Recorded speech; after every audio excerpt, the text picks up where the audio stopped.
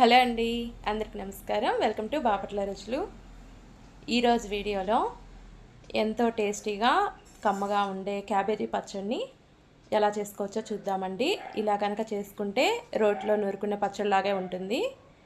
చాలా బాగుంటుంది. వేడి వేడి అన్నంలో కొంచెం నెయ్యి వేసుకొని తింటే ఆ టేస్ట్ అనేది చాలా బాగుంటుందండి. రైస్లోకే కాదు, టిఫిన్స్లోకి కూడా చాలా బాగుంటుంది. అది ఎలా తయారు చేసుకోవాలో చూద్దాం. ఒక బాండ్లీ ఒకటి పెట్టేసుకొని 2 స్పూన్స్ ఆయిల్ వేసుకోండి. పచ్చిమిర్చి కారంకి తగ్గట్టు తీసుకోండి. నేను ఒక 10 నుంచి 12 కాయలు తీసుకున్నాను. చిన్న చిన్న ముక్కలుగా కట్ చేసుకొని తీసుకోండి. ఒక 3 టమాటాలను కూడా ముక్కలుగా కట్ చేసుకొని తీసుకోండి. ఒక 2 స్పూన్స్ వేరుశనగపప్పు, 1 స్పూన్ ధనియాలు తీసుకొని వీటిని ఫ్రై చేసుకోండి. మంటని మీడియం టు లో ఫ్లేమ్ పెట్టుకుంటూ ఫ్రై చేసుకోండి. దీనిలోకి చింతపండు ఒక రమ్మ తీసుకున్నాను. మీరు టమాటాలు ఎన్ని తీసుకుంటున్నారో దాన్ని బట్టి తీసుకోండి చింతపండు. టమాటాలు సాఫ్ట్గా ఈ పచ్చిమిర్చి బాగా ఫ్రై అయ్యే వరకు వీటిని ఫ్రై చేసుకోండి. టమాటాలు కూడా బాగా మెత్తగా ఉడికిపోయినాయి కదా, ఒకసారి కలిపేసేసుకొని ఇప్పుడు దీనిలోకి ఒక 1/2 స్పూన్ జీలకర్ర వేసుకుంటున్నానండి. ఫస్టే వేసుకుంటే జీలకర్ర బాగా ఫ్రై అయిపోయి మాడిపోతుంది. వీటిని పూర్తిగా స్టవ్ కట్టేసుకొని పూర్తిగా చల్లారి పెట్టేసుకోండి. వేరొక ప్లేట్లోకి తీసుకొని తర్వాత అదే బాండ్లీలోనే ఇంకొక 1/2 స్పూన్ ఆయిల్ వేసుకోండి.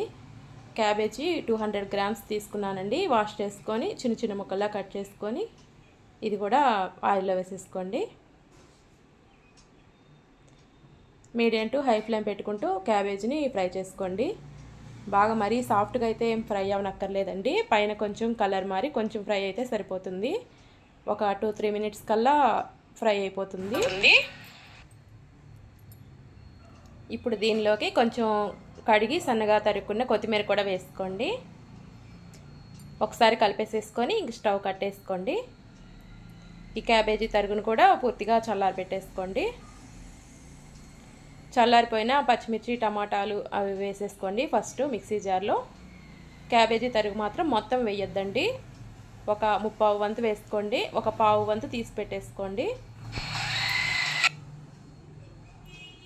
కొరవది పక్కన పెట్టుకోండి. దీనిలోకి ఒక 5-6 వెల్లుల్లిపాయలు వేసుకోండి. ఉప్పు 1.5 స్పూన్ సాల్ట్ వేసాను. వీటిని మెత్తగా గ్రైండ్ చేసుకోండి. మరీ మెత్తగా అంటే మెత్త కాదు, కొంచెం కచ్చపచ్చగా ఉండేలాగా గ్రైండ్ చేసుకోండి. కొంచెం వాటర్ ఏమైనా కావాలంటే వాటర్ వేసుకొని గ్రైండ్ చేసుకోండి గట్టిగా ఉంటే. తర్వాత మిగతా క్యాబేజీ తరుగుంది కదా, అది కూడా వేసుకొని ఒక్క పల్స్ ఇచ్చుకోండి. మరి ఎక్కువ మిక్సీ పట్టద్దు. ఈ విధంగా కచ్చపచ్చగా ఉంటే రోట్లో నూరుకున్న పచ్చడిలాగే ఉంటుందండి. మిక్సీలో వేసి చేసామని చెప్పినా ఎవరు నమ్మరు. తర్వాత దీన్ని పోపు పెట్టుకుందాం. 1 స్పూన్ ఆయిల్, 1 స్పూన్ పోపు దినుసులు వేసుకోండి. అవి ఫ్రై అయ్యాక 2 ఎండుమిర్చి, కొంచెం పసుపు యాడ్ చేశాను. కొంచెం కరివేపాకు కూడా వేసుకొని ఫ్రై చేసుకోండి. తర్వాత ఈ పోపు మిశ్రమాన్ని పచ్చళ్ళలో వేసేసుకోండి. ఒకసారి కలిపేసుకుంటే చాలా టేస్టీగా ఉంటుందండి. ఈ విధంగా ట్రై చేసి చూడండి. రోట్లో నూరుకున్న పచ్చళ్ళలాగే ఉంటుంది.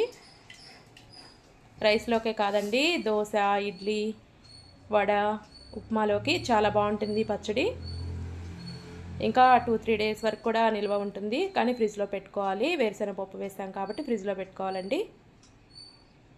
Thank you for watching.